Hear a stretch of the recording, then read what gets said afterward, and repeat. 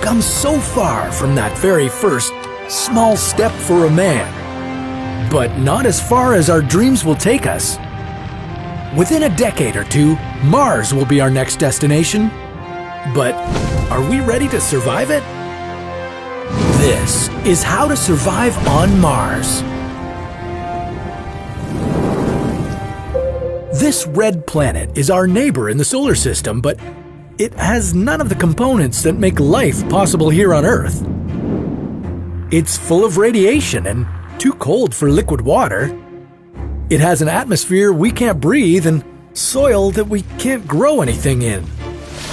Its gusts of wind come close to what we classify as hurricanes here on Earth, and now we want to make it our new home. How can you prepare yourself for this mission? What should you bring with you? And what's your best strategy for coming back alive? I honestly doubt Matt Damon could have survived being stuck on Mars all by himself, but luckily for you, we've put together a list of 5 tips that will help you to get through it. Number 1, come prepared.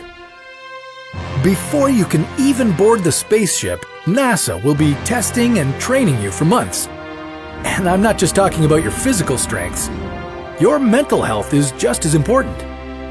You're going on a very long trip where you'll be stuck in small quarters with the same people. If NASA's tests have shown anything, it's that you'll get irritated with your crew members. So you'd better have a high degree of agreeableness, a strong desire to work together, and good humor. And if you lied on your resume about how well you handle high-pressure situations, the tests will show it. Number 2, pack up your gear. Mars isn't going to welcome you with open arms. Its atmospheric pressure is so low that it'll make your blood boil inside your body. Its night temperatures drop from a comfortable 20 degrees to minus 153 degrees. Its surface is coated with dust so finely grained that it would damage your lungs if you inhaled it. Top that all off with winds rampaging at 97 kilometers an hour and a whole lot of cosmic radiation? Well, you get the picture. If you just crash on Mars with only your spacecraft and a single suit on your back, you won't last longer than 1 hour. If you want to survive on Mars, you'll need multiple spacesuits that will reflect all the radiation, keep you warm, and provide you with oxygen and sufficient pressure.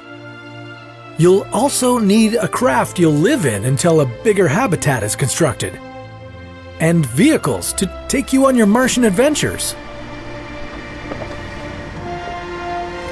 Number 3, bring your food.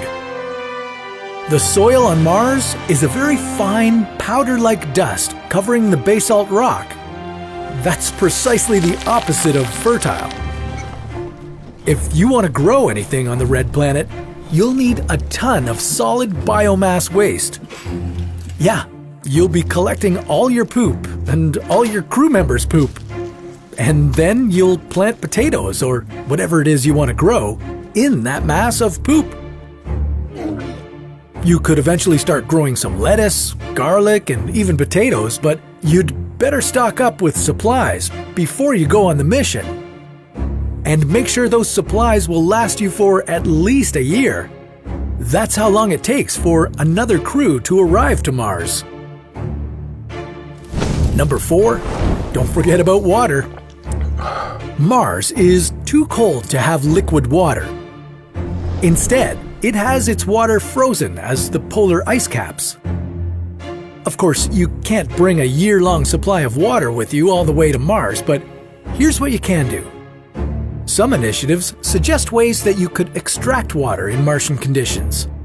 One of them being an aerogel developed by NASA's Jet Propulsion Laboratory. This silica substance is meant to warm the surface of Mars by 65 degrees. That's a way to melt Martian water ice and have a supply of drinking water, as well as water for irrigation. Or you could filter your pee, as astronauts on the International Space Station do. Number 5. Be useful. This should really be the number 1 tip on this list, but I wanted to leave this hard truth to the end. You can't go to Mars simply because you won some contest or paid big bucks to join the crew. You'll have to be a trained astronaut with at least 1 master's degree in engineering, biological or physical science, computer science, or mathematics. You could have a master's in botany, but you can't be a tourist. If you fit the description, your typical day on Mars will include tending to plants, maintenance checks and repairs to all the water, electrical, and filtration systems that keep your habitation operational, and some light exploration of the planet. You'll be sending updates to Earth-based agencies, and you'll most likely be missing Earth very much. Mars isn't for everybody. It's just hostile. The process of making Mars our new home will be very slow, but theoretically, it's doable. We've already tried it on our other show called What If? And now we're here to help you survive whatever awaits you.